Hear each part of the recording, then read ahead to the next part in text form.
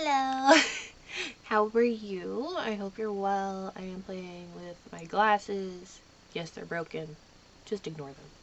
I will just be holding them up in front of my face when I need to read. So.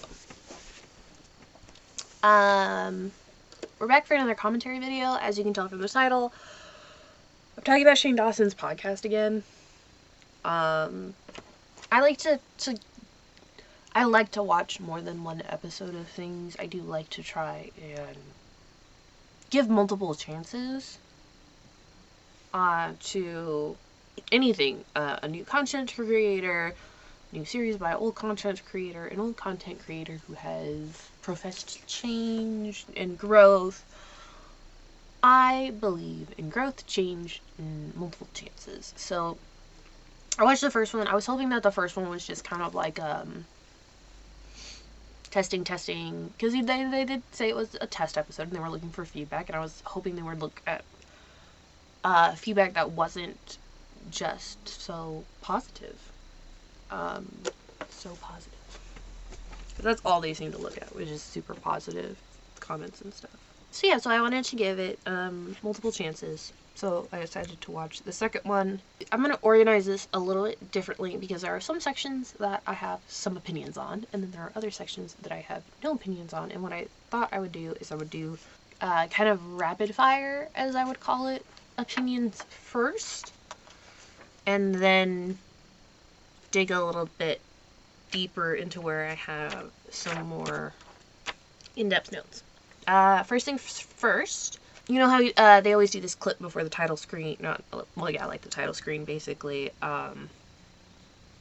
Podcast immediately starts off with them coming up with different slurs for hair colors. Great start. Chris's mom apparently was not thrilled with his appearance on the last podcast because she has the idea that if you are going to be in front of a lot of people in such a way, that you should make an effort, in her eyes, to make an effort to be nicer, dressed up, I guess.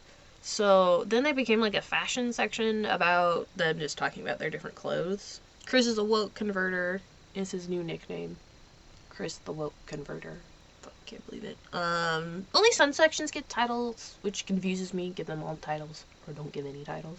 Also, 2 sections have the same name. There's guy talk and then there's man talk. There are 2 separate parts of the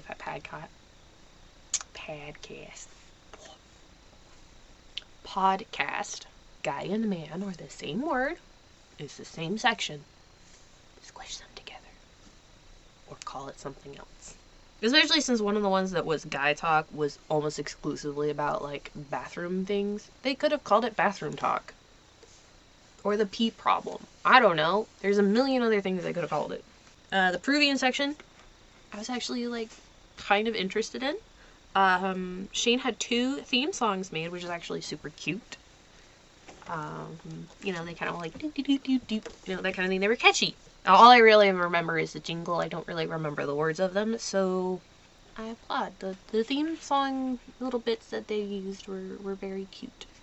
Chris talks about Machu Picchu and the mystery behind how it was built and brings up aliens, which I just thought was kind of this is supposed to be a fact, not a conspiracy theory. They have a new section called Cheap Tricks with Jared. Don't go to Starbucks for your coffee, go to 7-Eleven. That's the trick. They talk about self-confidence and their appearances, but they all, which I felt was I felt like that section was actually really good when they were talking about how they all, to some extent, struggled with their own body image. So even though Shane would look at his older brother Jared and be like, oh my god, this guy does not give a fuck about what anybody thinks about him, and he's so cool and he's so awesome, Jared's like, nah man, I felt fat and I felt ugly and I felt like I was a loner. I didn't really have all that friends. I'm yeah, I would go out and stuff, but I didn't really have any friends, kind of thing. So it was really interesting to kind of that they delve into that perspective of things about how one person can view somebody as just so put together and so confident, but the person themselves is I am falling apart, kind of a thing. Jared may Jared made a very good point that he thinks that Shane and Chris, because the things that they have confidence in is their editing and their filming skills. Jared states that they are both use their insecurity and their skills to bring beauty to the world, which I thought was like really meaningful. He then makes like this really genuine sounding like admission of struggling with insecurities and body image and confidence and stuff like that. And I was like, wow, this is a really good section. They're digging deep. A lot of it seemed really genuine. But part of that genuosity is a new word. Genuosity was removed when he said, I don't know, that seemed genuine to me. Like he was trying to make something that wasn't a thing sound genuine, which just brought in questions into my mind of like, okay, so were you lying or what? Like or are you doing that as kind of like, I'm uncomfortable, so I'm trying to like cover it up kind of a thing. Which it could be either, but it did feel very genuine until he said that. Yeah, because he says his insecurity is being lonely. And like, I have that insecurity a lot. They talk about the conspiracy theories they talk about are that mountains are actually ancient, gigantic, petrified trees, and trees don't actually exist anymore because what we have now are too small to be actual trees. So, like, when you see those mountains that kind of, like, plateau, where it's like, and it plateaus, that is apparently an ancient, petrified tree. That would have me curious as a conspiracy theory. I would like to know more about that. He then goes into Mandela effects, like the Fruit of the Loom logo, Fruit Loop spelling, something else. And it's just, the Mandela effect section just felt really thrown together, because literally what it was he held up two logos, the real one and a fake one, and just had them guess. And of course they were going to guess the fake one most of the time, because the fake one is more appealing, because it took what the original one was and then it added something into it that it thought would make it better. So it's frequently they were picking the one that was more visually appealing, which happened to be the fake one and not the real one. It's just a thing. Things like the Fruit Loops spelling, it's just a marketing thing. Like, nobody cares how Fruit Loops is spelled. Like, that's it. It's just a thing. If you type Fruit Loops and you spell it Fruit, everyone's gonna know what you're talking about. If you type Fruit Loops Froot, everyone's still gonna know what you're talking about. It's the same. It doesn't matter. I don't understand why this is supposed to be a Mandela effect. Ryland and Jared are actually like the most sane about this, because Ryland thinks that we just pick the one that is more visually appealing, which does seem to be the case. I agree with him on that one. And Jared also agrees that he's like, it's just a trick, which I agree with. Like, I am on the same page with Ryland and Jared on the Mandela effects. Like, some of these, particularly when it comes to logos, is just a trick. Now, one that I would have liked them to talk about was the Rare Beauty Mandela effect. That was fascinating. Maybe I'll talk about it. Let me know if you want to know about that, because I could talk about that one. That one, so, like, people still believe it is weird. It's crazy. I love it. Anyways, Jared then goes into, like, this huge scam. So, yeah, one of the scams is that you'll see, like, some celebrities live, and it'll look like it's their actual account. So it'll be like, I think one of the ones they did was like Dave Chappelle, and it was like Dave Chappelle, and then it showed the little live icon on YouTube next to it, and when you clicked on it, the live screen popped up. Except it's old content. They're just replaying an old interview, but they're acting like somehow they've tricked the system into acting like it's a live show. So, I don't know how that works. Jared then actually goes into this whole thing about this old gold selling. I think it was like metal.com was one of the companies he mentioned. where they were basically just scamming people, trying to get them to take their IRAs and their retirement monies and put them into gold coins that the company claimed were of immense value, but when you actually took them to be appraised, they were nowhere near the actual value that the company had claimed they were when you bought them. That kind of a scam. Okay. Also, apparently, Trustpilot, look out for that site. Apparently, scammers really like it. This is just an irritation point. So, Shane has been on YouTube for over a decade.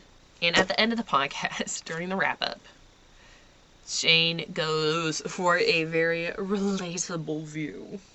Like, a very relatable view. And he goes, subscribe, hit the like button. And somebody was like, hit the bell button. He's like, oh yeah, the bell button. I don't even know what that does. You know what it does. You've explained what it does. You know what the bell icon does. The bell is the universal icon for notifications. You've been on YouTube for 15 years. You've made millions off of YouTube. How do you not know that? Alright, now we're going to get to the part that got me heated. It's like the second section, but I wanted to save it until I could really a little bit dive into my feelings about it. Which is why I wanted to get through kind of like the rapid fire stuff first. OnlyFans! They talk about OnlyFans. They call it, the section is called Only Fantasies. They better fucking stay fantasies. Which builds into the fact that Jared calls Chris's fans Chris Chasers, which is a play on Chubby Chasers because Chris is a chubby chaser. So now all the chubbies are chasing the chubby chaser. So anybody who is a fan of Chris is called a Chris Chaser. Rylan makes the comment that Chris is trying to steal his man. So it feels like... Okay, so knowing from the last episode that Rylan and Shane like to fight on camera and like to portray this toxic trait, is he being serious now when he says he feels threatened by Chris? Because a lot of people have noticed that it feels like Shane is flirting with Chris a lot in front of Rylan. And then we have Rylan making comments like, Chris is trying to steal his man. So it's kind of like, are you guys just playing into this to create that kind of toxic drama? Because, like, it doesn't feel like Chris has much consent over that. Because when Rylan made that comment, Chris was kind of like, what? If you know what I mean. Jared was talking about how he got a lot of compliments, and he wasn't actually expecting that from the last one, particularly about his sack. And apparently, and having gentlemen message him or comment talking about how they enjoy a sack like his or a body like his or what have you, made him be like, you know, made me kind of want to open an OnlyFans, like start an OnlyFans, but like I wouldn't do anything weird except for feet. So my question is, what does Jared consider weird? Why he felt the need to call a very common fetish weird. It's not weird.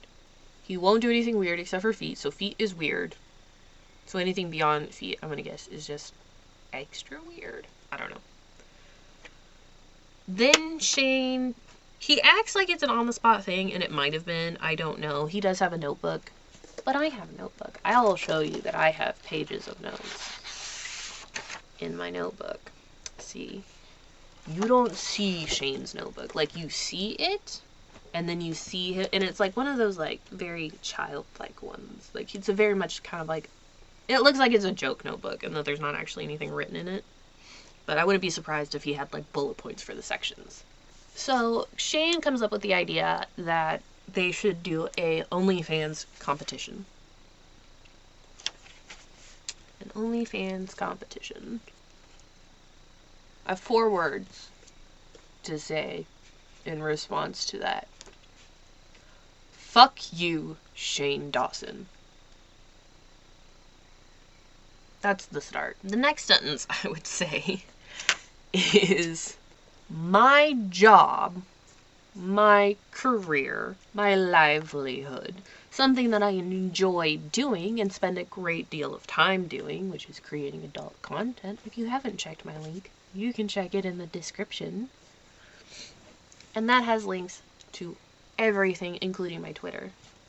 Shane wants the four of them to make OnlyFans, only have them active for a week, and see who makes the most money. Basically being like, who is the most sexually desirable of the four of us? And also showing showing a total and complete lack of respect for sex work as an industry. My job is not your joke.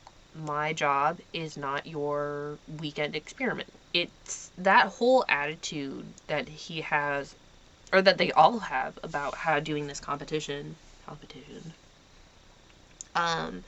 is very much giving me Catherine McBroom, Austin McBroom, work at McDonald's vibes. Like, I'm gonna pretend to be poor. I'm gonna pretend to be part of this stigmatized group, this group that has a great deal of struggles. But because I'm already a millionaire and have millions of followers, I'm not actually gonna face any backlash from this because it doesn't actually matter. OnlyFans has already had issues with YouTubers coming in and causing issues. Tana Mojo was one of the first ones. I believe she straightened her OnlyFans out, and now it's, like, more legitimate. She did just get, like, an award from them for making $10 million off OnlyFans, so, like, congratulations, that is insane. She's gotta be doing something right, but I do remember at the beginning there were issues with her OnlyFans. We had the Bella Thorne $250 picture that she promised was nude and was not nude. Then, 2 years ago, a year ago, we had Gabby DiMartino and her CP. And now we're gonna have the Shane Dawson Podcast crew using it as a competitive platform to boost their egos.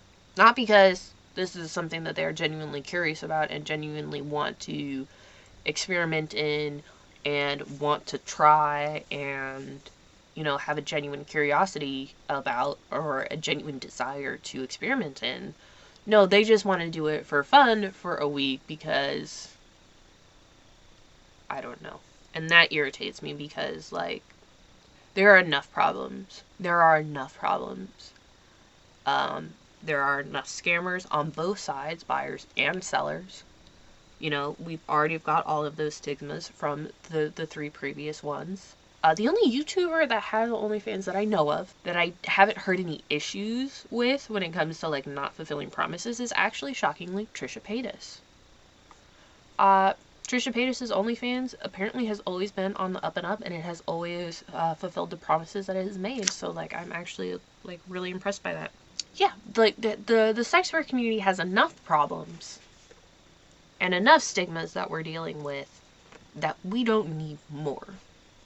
And we don't need, two gay men, a bi man, and a straight man coming in and, trying to stroke their dicks to how much money they're gonna make off other people.